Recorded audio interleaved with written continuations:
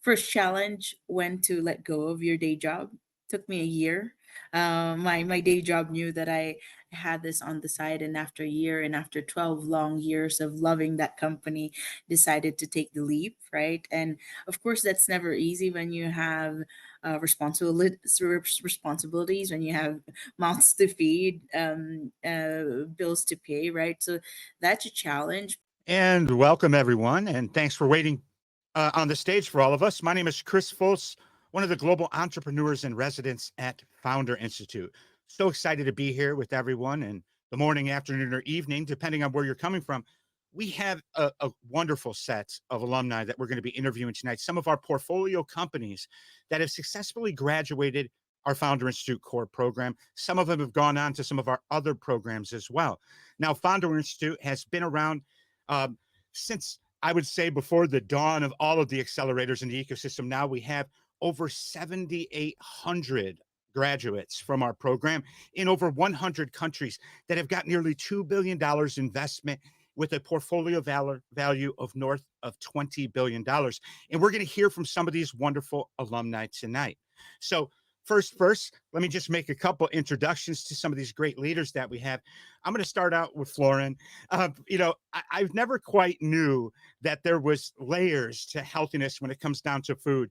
And then when it comes down to Bluana Foods, Florin is actually making plant-based sushi. And we're going to hear about all this tonight and some of the trials, tribulations, and some of the steps he had to take to get the successful company going. I think a lot of us think we're super conscious as it is when we're eating things like fish versus cattle or something. Well, Florin and his company have taken it to the next level. So let's invite Florin to this stage, and then I'm going to introduce to everyone, and then we'll start with explanations, and we'll get into the questions. Next person I want to bring to the stage is Abdul. Now, it's Abdulkadir. I probably messed that up. We talked about this backstage. Mad respect for this person, but I want to respect his name, so I'm just going to call him Abdul for tonight. Now, I worked a lot in Africa over the last several years, and I've noticed there are these gaps that most people in America, take for granted, that were not necessarily solved. And if it wasn't for people like Abdul solving this problem, and when it comes down to schools, and you're going to be interested to see what this problem is tonight, because you're wondering, is it school funding? Is, of course, but he's solving some particular problems that most of us take for granted. I want to bring Abdul to the stage tonight, Abdul Suleiman, and Tespire, his company, which is doing amazing things. And he's got a track record of doing amazing things in the startup space. And the last person I'm here to talk about is Maria in Remotify. Now, the the constant change in the global HR environment has been vast. And when I say that, with the introduction of HR, using AI now, with the introduction of the way that the automatic tracking systems and everything handle resumes, it's harder than ever for companies to find qualified talent. More importantly, talent that they can afford to get the job done and actually serve all the stakeholders, not just their customers. Well, Maria has an interesting way to solve this with Remotify out of the Philippines, doing great things to revolutionize. And there's this concept she talks about, employer of record, that I now makes complete sense to me. And we're going to have her talk about this tonight and her journey to create this interesting, impactful company. Let's welcome Maria to the stage. I think she's having some camera problems, but that's okay. She's here as spiritus and as voluminous audio wise as ever. So excited to have everyone here. First, I'm going to go around and I'm going to ask all of you to just tell me a little bit about your startups, right? We're coming from such diverse backgrounds here. I'm going to start with Florin. As I was saying earlier, we were talking backstage. I had no idea that there was plant-based sushi out there. There's plant-based a lot of things, but I didn't really take that into consideration. I eat imitation crab, but that's also made from fish. So I'm not really solving any problems, and I'm probably killing myself. Right. So that being the case, I checked out Bluana and what you are doing over there, but I also looked into your background, Florin. I mean, you have this interesting background coming from the world of forestry and all this, and I have some questions about that. But first, tell us a little bit about Bluana, what you're doing, and how this even came to be. Yeah, thank you, Chris, for having me here. And yeah, it's a story of making fish from the trees, from the fields, and actually helping the real fish to thrive and to be there for the future generations. My previous company was also a startup, which I started in real fish. I sold it. And then I realized maybe this is not the healthiest system on the planet. I mean, in all the planets, because this planet it's what we have. In this rhythm, in 10 years, we will need 2.4 planets just to satisfy the demand for the fish. Because we like sushi, we are taking 38 creatures from the sea just to have one fish in the plate. And we are throwing after that 50% of it. So we are very bad at managing this resource. And in this space, I saw an opportunity to do something better. So this was the idea of Bluana, making fish from plants. And our story, it's actually a story of pivoting a lot. We started with an idea, with a product. Then we become actually a technology company because we develop a technology. We patented in the PCT route. And now we also have a grant for making more innovation development in the machinery that we are using to implement the technology. So this was the journey and idea, and I'm looking forward to listen to my peers here. Maybe Abdul. Yeah, Joe. It's like this, buddy. Just hearing you explain this, you just added about 10 more questions to my archives. I'm gonna have to do several sessions with you. I think it's fascinating. I'll come back to you in a minute. Let's jump over to Abdul. One of the things I was looking at, I checked out your website for Tespire, Abdul, and I saw 7,000 schools. And then I was diving in deep to kind of really understand what you're doing. And I already loved it from the first moment I saw it. But there are challenges that schools in Africa face, and I know you started your company in Nigeria that are fairly rampant. Why don't you tell us a little bit about Tespire and some of the things that you are actually solving that most people here in the West take for granted regularly, and why it matters so much?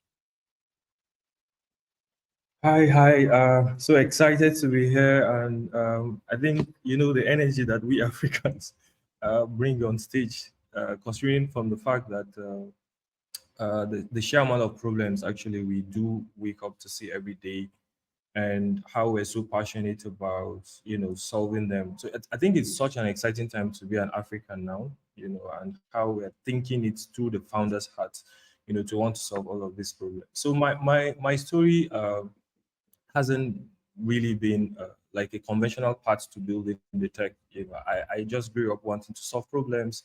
I grew up wanted to build things that people would use, and I was in university, right? And I saw a lot of queues where people would have want to, pay school fee or registration fee, as you call it.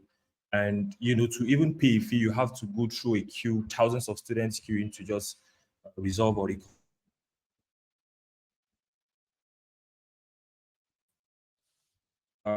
where to just register for a similar consult, and as well, setting large. So, and I began to think about how to, provide solutions to this problem, because when people see problem, I see opportunity. So that was how we started our first company called, JD Lab.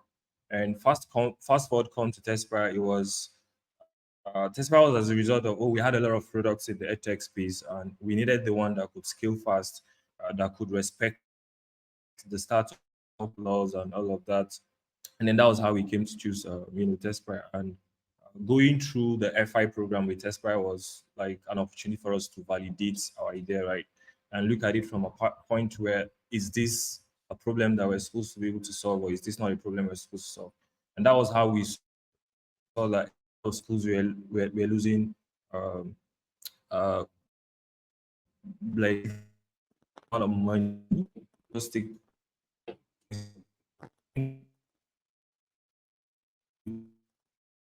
I think your signal's breaking up a bit, Abdul. Oh, you're back now. Solution in the Your signal was breaking up, but you're back now. Didn't mean to interrupt you. By all means, go ahead. looking revenues.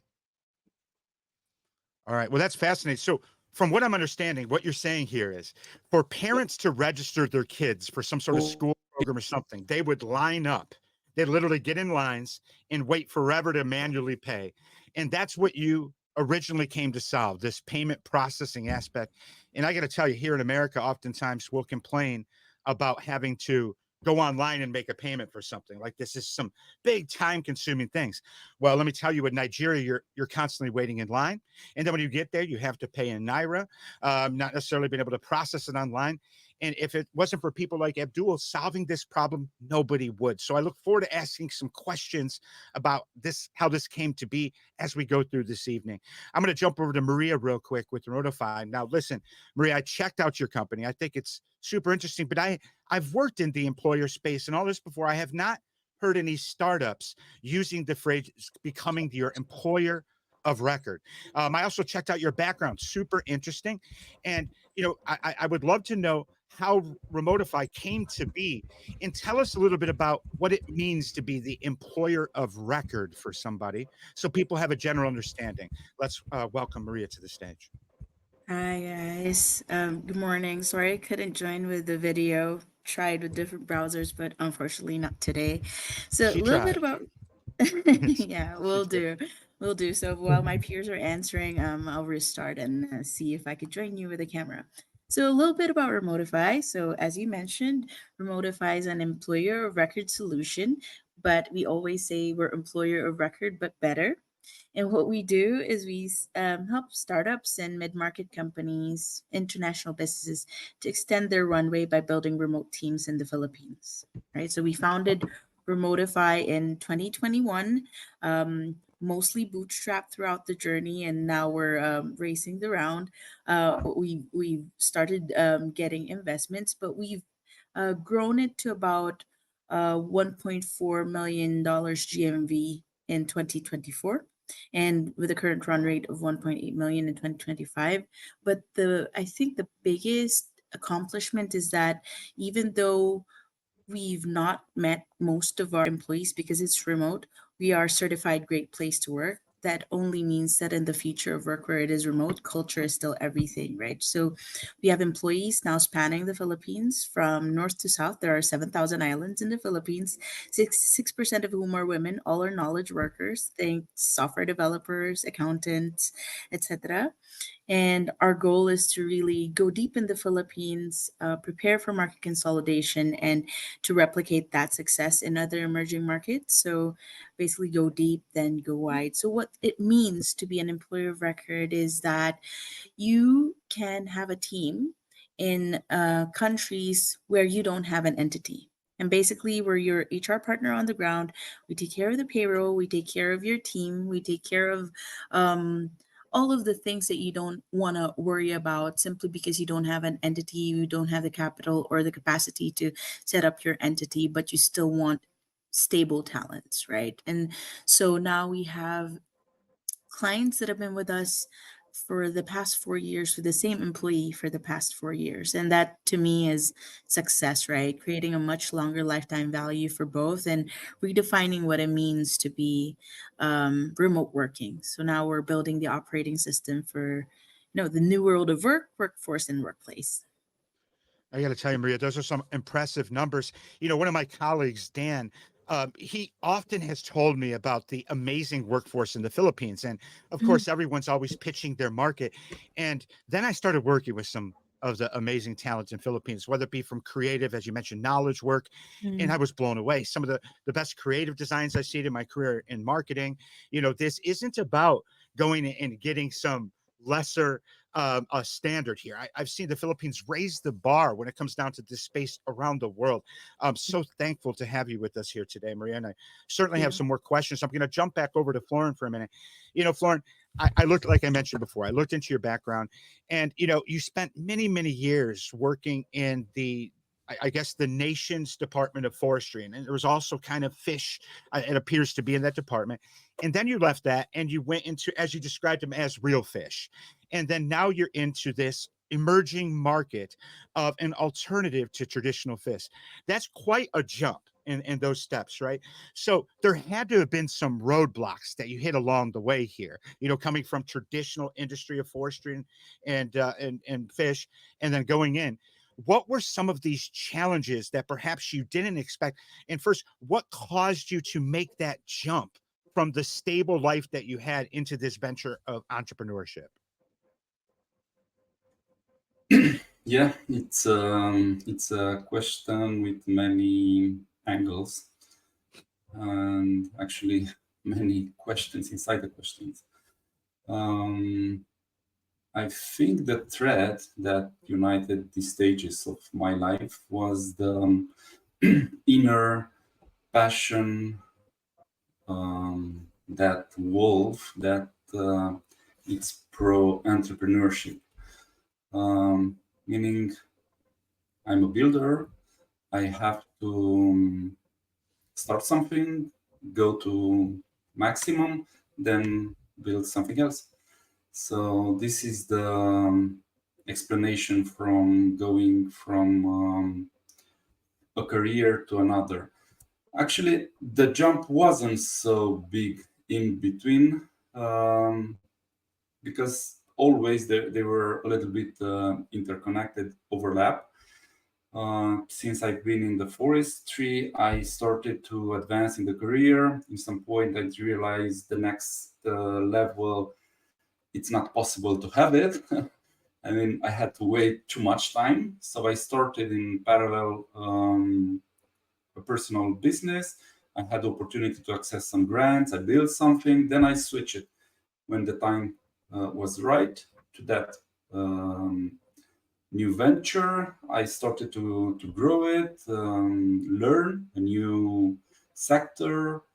I worked with fish before in a trout farm. Then I started to work in the processing, and I won all the gourmet prizes in Europe, in London, Brussels, Valencia, and so on.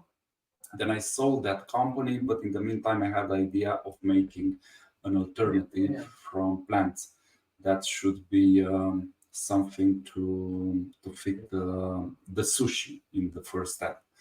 And then we realized, as because I didn't have a very technical co-founder in the beginning, that I need someone which has a little bit of knowledge in the technology. So my co-founder came from Nestle. He worked on developing technologies. It's an entire process. And we switch and we pivot the entire approach to making a technology. So it's a continuous learning process. When you started to build, you start in some point, you don't know quite well where you'll finish, but you have to be flexible. I think this is also very important. Like a twig of a tree. And now I'm having another idea to close the circle. I've learned something in the food industry, in making actually real meat from cells, and maybe I will apply it to the wood again. So you never know. You never know. I mean, I don't think anyone that's listening today doubts one bit that you'll most likely be successful in that as well. Now, I got to ask, I saw online there's like a salmon and there's a tuna that you have right now. Are those the two fish? Is this considered fish substitute? How is this classified in the market? Well, substitute, it's something that it's very hard to claim because the real deal was made by God in several millions of years, and we have such a little time to make a real substitute. It's an alternative. We score the best boxes. We tick the best boxes, meaning the nutritional content, the benefits, the taste, the color, and so on. But it's not, of course, the real thing. It's an alternative, so it can grow like his own space, taking a bigger piece of the market in time. I believe that at some point, the alternative market will be big enough and affordable enough to be part of our diet. So maybe not a replacement, but an alternative that has the potential to have his own life. Yes, in this moment we started with 2 SKUs, meaning an alternative for tuna, one for salmon, and for the smoked salmon as well. And we are having some others in the pipeline. But these are the main sushi species, so that's the go to the market right now. Well, I'm impressed. I love your way of answering questions as well. You even handled my 15-part questions like I was questioning the president of the United States from a press conference. So I appreciate that tremendously, my friend. I'm going to jump over to you, Abdul, and talk a little bit more about your amazing innovations that you've had from the lab to Aspire. Now, I looked online and I saw, I believe that you're in 7,000 schools or something of this nature. It's a challenge oftentimes for startups to get their first customer, right? Tell me a little bit about your journey to getting your first customers, and for your payment systems and the systems you have in school. I know that's one of the challenges a lot of startup founders face is getting their first customers. How'd you do it, my friend? Yeah, I mean, we have had to come creative in that aspect, especially when it has to do with taking a product out into the market in Africa. There's always that challenge in terms of trust and slow adoption process in terms of they're not really used to some sort of technological solutions and the likes, right? So we saw that while we're in terms of customers and those that we're building for, there was that part where we had to be on constant, so at least we get to build the product for them when the time is right to come onto the platform. It's not like we're going to go and for people to use the platform anymore, but rather they are the decision with. So that was that part, right? And then there was also a part where we have to generate revenue on the go because being an existing company from the past, right? And we don't have that so much time to experiment on what we're doing. So we have to look at, creatively look at a part where there are governments too that are interested in these solutions, right? So what we are trying to do is understanding the fact that there are this X amount of number of schools in Nigeria, right? And with that X amount of number of schools, how many of those schools are approachable in terms of the solution that we have, currently at the moment, and how many of those schools are available through the public sector, which are managed by the government institution. So we had simply just prioritized the government institutions because we felt, oh, that was going to bring cash, quicker. So in as much as we're trying to innovate, in as much as we're trying to bring the solution to the table, we had actually looked at the government institutions to give them a preferable solution, then looking at the private institutions that are on their own, which we would go on and on to pitch the solution to them one at a time. So this earlier this year, right, we've done over 7,000 schools because we had actually worked with government. But like right now, what we're trying to do is looking at the parts where we could bring in the private school aspect, where schools are privately owned. And this is what we're looking to scale with because this is the long-term sustainable approach. Because government could come and go, right? But our solution has to stay.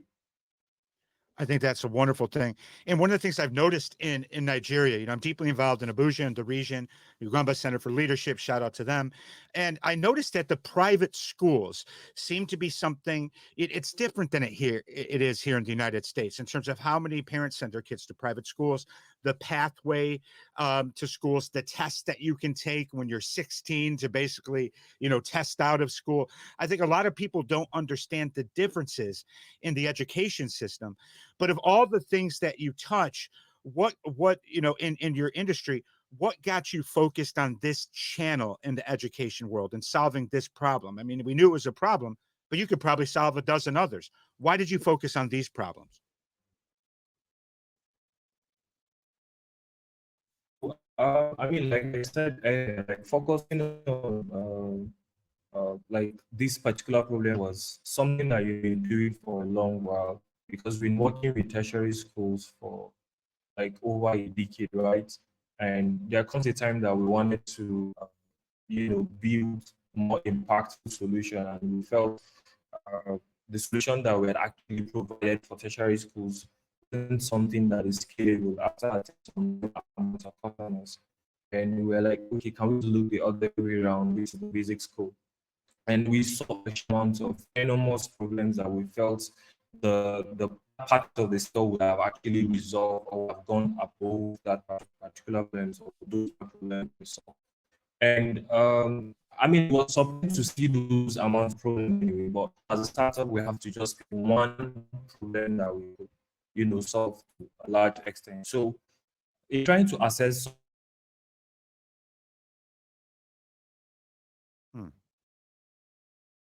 Might have lost him.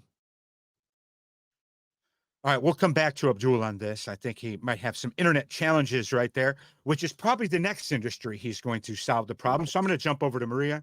We'll come back to you, Abdul. I think you were having some internet problems. If the camera gets shaky, feel free to turn it off.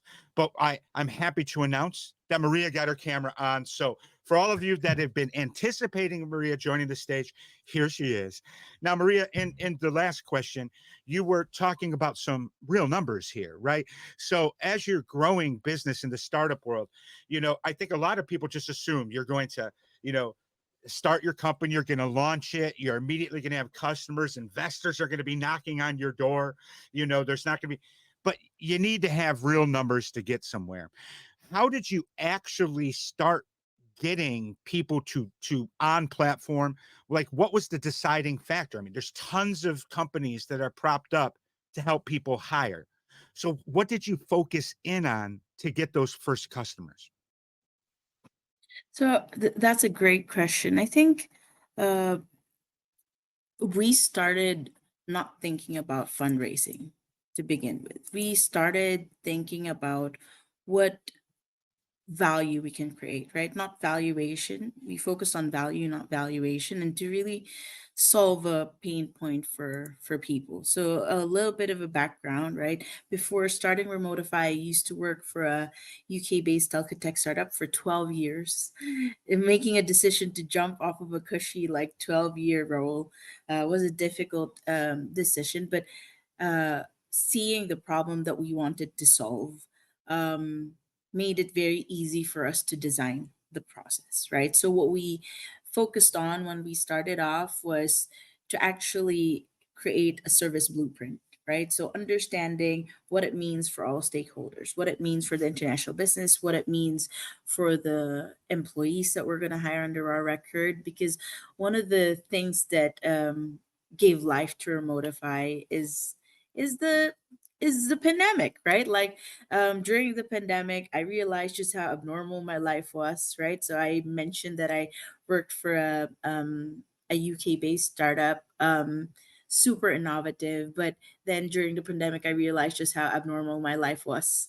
I realized that actually I didn't get to see the kids only over the weekends. I saw them because I typically would choose to work with my teams.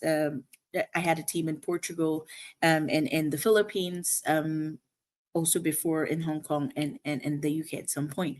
But because of the normalcy of just working day in day out and not even thinking if you have enough time for all the rest of the pieces of life that gave life to Remotify. During the pandemic, I realized we eat breakfast, lunch, and dinner with the kids, and that before, if I was unlucky, I'd be with my team in Portugal for a month, or be with my team in Hong Kong for 6 months, and absolutely miss all the milestones. And then I realized during the pandemic, hey, if I would want to do this more often, there would be a lot more people from the Philippines, especially, that could actually do this, because there are 7,000 islands. Jobs are concentrated in the three metros, right? Metro Manila, Metro Davao, Metro Cebu. And then looking around, we realized that a lot of Filipinos working remotely, working directly for foreign clients, are usually unregistered employees without employers on record. And what that means in the context of the Philippines is that they have no social security, no health insurance. They don't even pay their taxes. It means they can't buy a home, get a car, be approved of a loan, or even travel outside the country, right? And that makes it very difficult for clients to retain them. Cut to the other side of the problem, where international businesses grapple with finding the right talents, keeping the right talents, and complying with regulations when hiring directly. So really, the focus is to design that experience. We had an end-to-end service blueprint. We went to market with third-party tech stack, because people don't really care about your tech if you're not delivering value. I've seen a lot of clients that are falling off of bigger brands because they have the tech but they didn't really solve the problem, right? If you get payroll wrong for 100 employees of your clients, people are going to walk, right? Like, if you don't get the basics right? So that's what we've done. And when we started, we debated every single word on our website, and we've designed the service that when we launched, we closed our first organic client within the first 2 weeks without running any ads, because the message just resonated on the website, and the service that we've designed just resonated. So yeah, I think that's the early start of Remotify. I think you're my spirit animal, Maria. I mean, I got to tell you, I'm very impressed by every single word you said right there, and I can see why the website language matters so much. Now, in this situation, I guess I didn't think about the employer of record from that perspective. So, before you, in the common circumstance, are the workers from the Philippines, they're independent or going through Fiverr? They didn't really have kind of like an ecosystem where here in America we have like job agencies, employment agencies, temp agencies. Is it something that you were solving a problem like that for them, giving them a home base to protect them? Is that what's Yeah. happening here? Yeah, that's correct, right? So, much like Deal or Rippling, the bigger ones, right? We focus in the Philippines to make sure that we are the employer of record, but going deep in the problems of the Philippines, because as you mentioned, right, when like a country like the Philippines that have none of the maybe basics for other countries, right? Like basics of healthcare or whatever, right? Like all of these stuff are so important under unemployment. And so we're solving that for Filipinos, but at the same time, we're solving that for example, we have a client from the States, and he struggled with this. He struggled with attrition, with rehiring, and with payroll headaches each month before onboarding with Remotify, because he had freelancers, but actually they're working as employees, right? So when he onboarded with us, we grew his team from 3 to 30 employees, and now 4 years in, we're still happily together. And he's a champion client. We absolutely love this company, right? So they're a really cool company in the U.S. solving big problems for neurodiverse individuals in the state. So we help children that are falling off of the government support at 21. Before they fall off, we help them land jobs in AI or cybersecurity, or just make a sandwich. And all of their special education teachers are in the Philippines being cared for by Remotify. And yeah, so I love we that. were able to I'm impact so that. I'm so proud of the work that you're doing. You should be proud of it as well. Thank you so Thank much for that. you. You're making an impact. All right, we'll come back to you in a moment, Maria. Thank you. I'm going to jump back over to Florin. You said Florin a couple times, and thank you for answering questions in the Q&A. For those of you that haven't yet, if you have any questions, get them in the Q&A panel, and then we'll bring them up and make sure they get answered.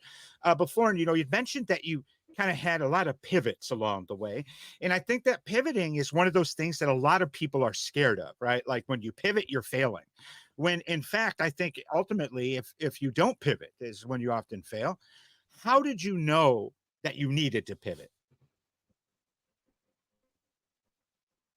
Well, I don't think pivoting it's like something very sudden. Um, it's being built like step by step, and in some point you realize you're in a different reality. So this was at least my case. So it was a step by step process. Um, Having inputs from the market, listening always, realizing what works, what doesn't, seeing how the particular startup field I'm in is changing, and what it's non-negotiable and stays, but what are the fads, how the investors are seeing the sector. So you realize that maybe it's a better place in that spot. to solve also this problem and attack the problem from a different angle. So I think the pivoting, it's not like overnight, from tomorrow I will pivot, or from this morning I will go to the left instead of right. No, it's a step-by-step process. It's gradual, but in some point you are in a different world. So something like this. I think that's amazing, and that's a great way to answer it. You had also mentioned that along the way, you brought on, I think it was a partner, perhaps co-founder, the technology lead.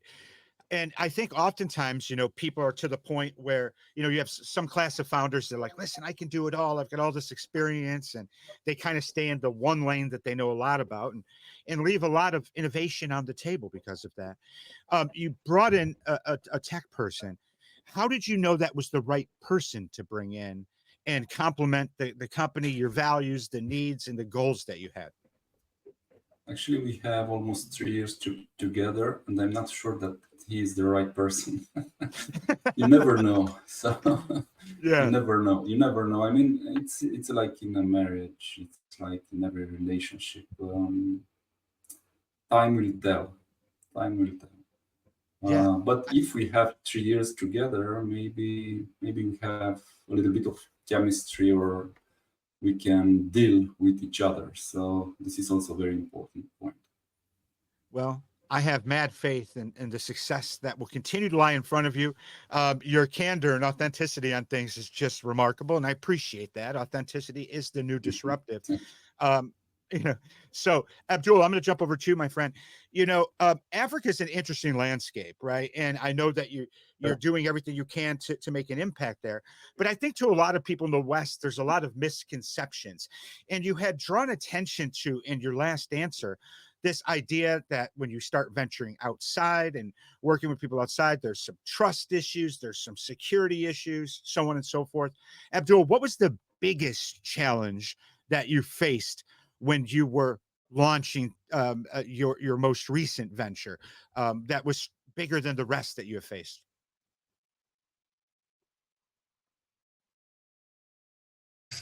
So on the I think your audio is breaking up, Abdul. I don't know if you want to perhaps switch Wi-Fi or something. I have had to turn the off. Hmm. Can you hear me?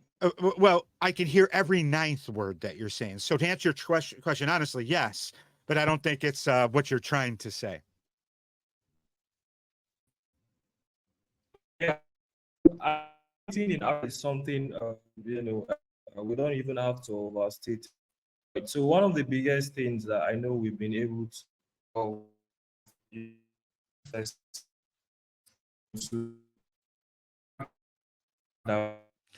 Yeah, it's still breaking up, buddy. I'm just going to come back to you in a moment. I just want to make sure that what you said is heard. So I'll come back to you in a moment if you don't mind to that. I'm going to jump over back to Maria here for a second. Oh, So just jump over. there you are. All right. We'll go back to you. Sorry, brother. I just want to make sure that you get heard and you were broken up. I'll come back to you with the same question. I'm going to jump over to Maria with the same question. After hearing all of your answers, Maria, I'm just like, all right, this, we got all the copy on the website dialed in. 2 weeks, we got our first customer. This has just been the gold line pathway to success. My guess is you faced some challenges along the way.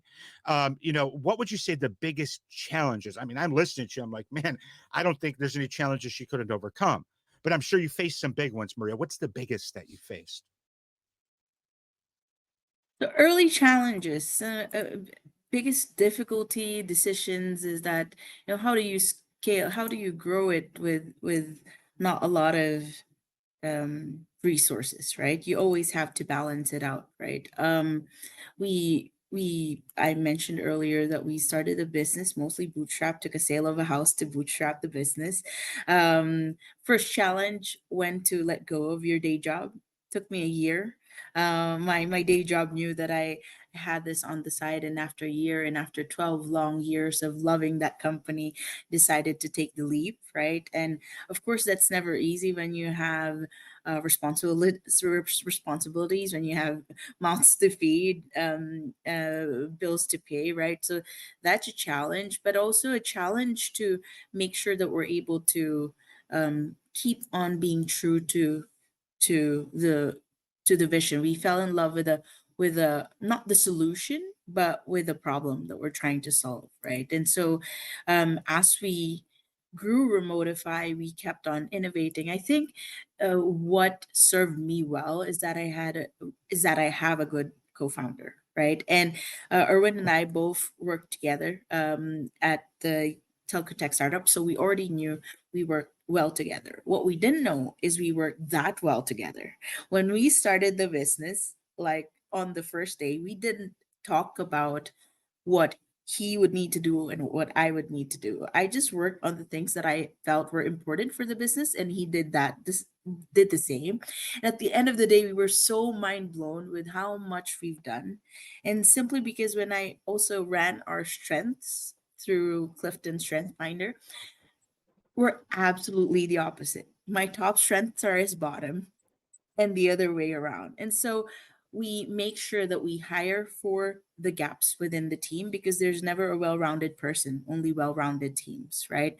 And so having a co-founder that you can complement with, but at the same time really being deliberate on your hires, right? So because we're working with super little resources, you gotta understand, and the reason why we were able to distinguish what hires we would need first with little resource is because we've thoughtfully mapped out the experience. So what are the things we can deliver ourselves, and then what are the things that we need a third person on?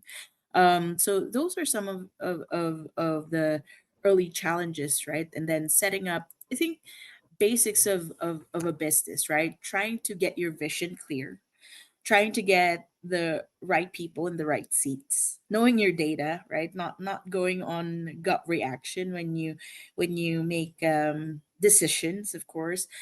Fixing your processes, it's an ever evolving thing, right? We've grown Remotify to this stage with only 5 full-time employees, founders included, in a lot of automations, right? And so just being very deliberate on that, and just last Monday we started adding more people in, right? Because we can reinvest in that, but investing in tool sets that could, make that the experiences are never a compromise, and being able to solve issues quickly, and being able to really be humble to say, hey, there's a problem, and then go for it with a solution, and just dig very deep, and yeah, and monitor your progress, I suppose. So those in and of itself, building all of those flywheels, are the early challenges that we face. But I'm so happy that every day we wake up and we're excited to do what we're doing. And I guess the first challenge is to find a problem, and to find something that you would want to do, that it's like productizing who you truly are, right? Like you play to your strengths, and then that's where you'd come alive, and that's where the best ideas could come. And I think the you will be more of service to the world when you're in your flow state, when you're doing something that actually you you use the best of you for.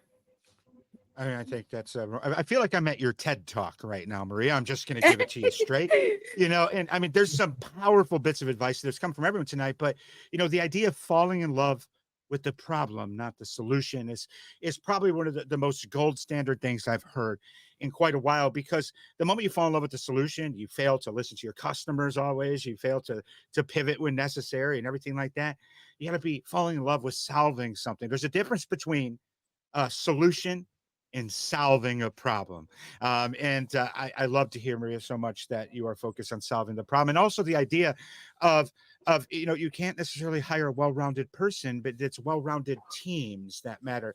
These are prolific things that I think all people to take note of. And I also think it's important, Maria, drew attention to the idea of of understanding your co-founder is key. My business partner Russell, oh my goodness, yeah, we are the exact opposite of each other, right? And I mean, I like to say he's like a super nerd, but then it would be saying I'm not a nerd. I'm a nerd too, don't get me wrong, but we're opposite. And my colleague Bethany just came up with this very interesting co-founder alignment assessment, which is very, very interesting. And it sounds like you did all that stuff on your own, Maria. I think that's fantastic. Let me jump over to you, Florin. You know, I saw you answering some questions in the chat, and you drew attention to how FI is like a Navy SEALs boot camp, more or less. And I know you're right about that. You know, even Jason Kalkanis basically said it is the most street version of a program ever in terms of how hard it is. If you could go back in time, before you were starting this company, before you were in FI, and would give yourself some advice, right? And say, hey, listen, Florin, myself, a younger Florin, this is what you should do that's different than what you're about to do. What would that be? Another hard question. So before answering this, I just have to tell to the people that are still here and they're still 45, like in the beginning, that we people on the stage have 1, 2, 3, 4 chats here on the desktop. So I thought that was a direct message. Actually, it's a Q&A. Yeah, what I will be done different. It's a very, very hard question because so many things actually you don't know how they will work, but the decision you still have to make it and go forward. Maybe not too many things I would have changed. You just That's fair. That's fair. build, I think you drew build, attention to build, something there. Oh, sorry to interrupt. Go ahead, Florin. I didn't mean to cut you off. yeah, building a startup, it's like jumping into the river with some wood and building a raft along the way, and that's the way it is. So yeah, you have to find yourself a little bit comfortable in this uncertain environment and move forward. What was the biggest thing you've learned from Founder Institute through your process? No, I have to say that I passed through other programs that are so soft compared to Founder Institute that, yeah, I could say that it was like a boot camp, Navy SEALs boot camp. There were so many times when I felt the bullet like through my ear, I will go out, and yeah, every single time you are still in the game, you feel like you achieve something, you are still moving, though you also feel that actually I'm not good enough or something, I'm just modeling here. But you learn. That's the only way you learn. There is a book called The Power of No, and actually it's the idea is you learn better in negative circumstances. Also, Jason Huang recently told about this. So yeah, I think that's the value of Founder Institute. Oh, Florin, I mean, I got to tell you, you're a wealth of knowledge. You have a very, very interesting story, and I love everything about it. I want to try your product. I love your website. It's pretty. Hopefully, you can stay after and to go to the tables for a few minutes. I'm sure some of the attendees would love to ask you some direct questions tonight. I really, really appreciate you taking the time to spend it with us. Let me jump over to you, Abdul. I'm going to ask a similar question, right? If you could go back in time and give advice to yourself about something that you didn't know back then and you know now, what would that be, Abdul? Yeah, I mean, sorry, I've had to deal with the network challenge. Oh, you sound But perfect I think now. I I think mean, this is great. It's like we're in a okay. studio. I So appreciate it. Yeah, wonderful. I have had to turn the video off, right, to be able to put this out.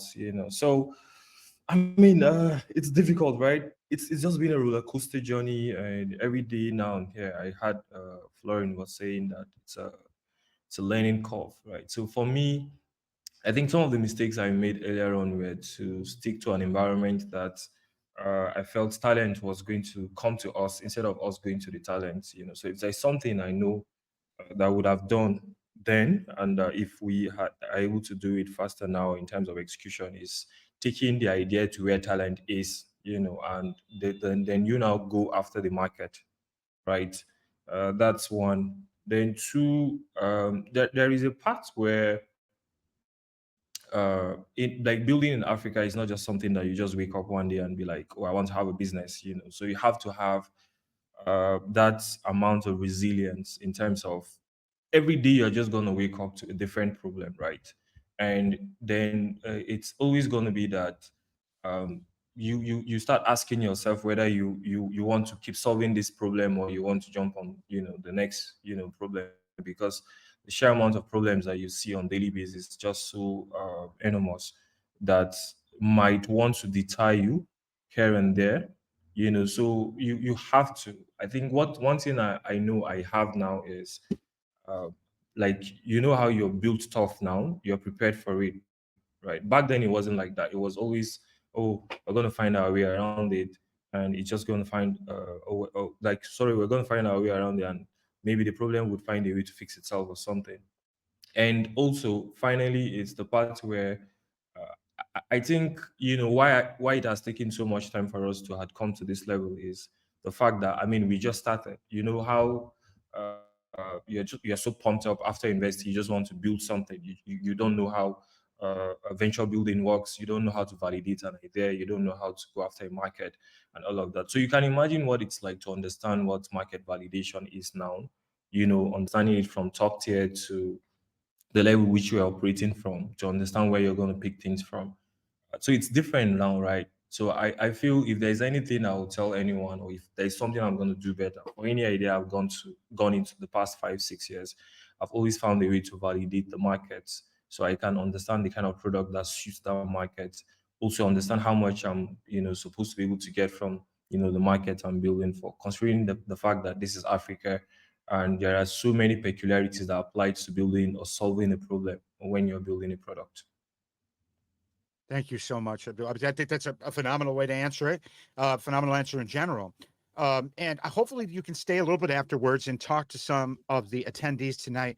I'm sure a lot of people, especially those that have faced some challenges coming from a market that's constantly shifting so much and so many dynamics like Africa is at the current moment. So hopefully you can stay a little bit after. I appreciate you so much, Abdul, and thank you for joining us tonight. And for our last question, I'm going to go back to Maria here. And there's a question in the chat, Fahim, if you can bring that up, from Peter. And it's in reference to the last question that was asked. And we're basically talking about co-founder synergy here. And, how I am basically at a zero similarity and whatnot to my business partner. And in Maria's case, 100%. And when you know these statistics, how can you ensure that the key skill arenas are covered? I think that's a phenomenal question, Peter. Maria, what are your thoughts on Peter's questions here?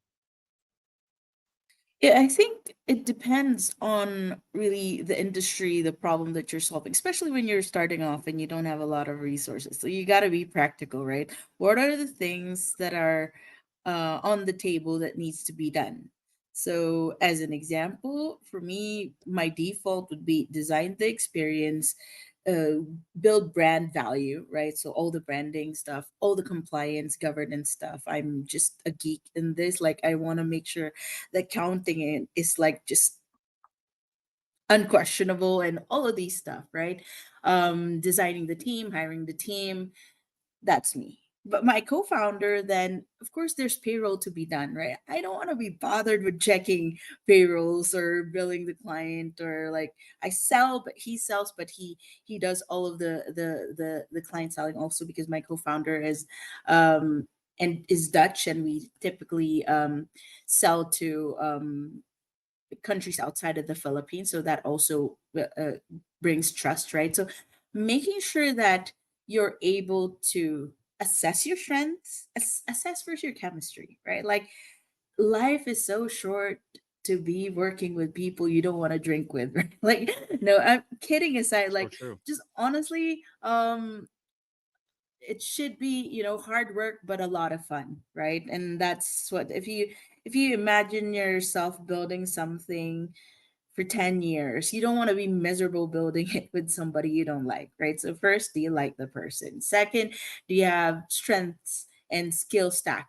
Have you you know do you have enough of the basics to get the business going, and then keep learning together, right? Like, I mean, especially with an ever evolving market, and with AI coming into play, right? Like, you got to make sure you have a partner that both of you can challenge each other to learn more, because if you feel like you're the smartest person in the room, then you're probably in the wrong room. And if you sometimes don't feel dumb in the company of your co-founder or your colleagues, then it means that maybe you need to up level up level your the peers that you surround yourself with, right? You gotta be able to embrace that challenge of, and like I said earlier, right? There's never a well-rounded individual, only well-rounded teams. And if you're humble enough to kind of know the gaps, then you can hire for those gaps, and then you can allow for those hires to use their whole brains into the organization. Because if they feel like, okay, I can't use it because she should be right all the time, or he should be right all the time, then it's a disservice to you and your money for not using the whole resource properly. Well, I mean, I got to tell you, you're a fantastic. I do believe there are well-rounded humans. It may be you, Maria, in this situation, but you kind of function as a team as it is.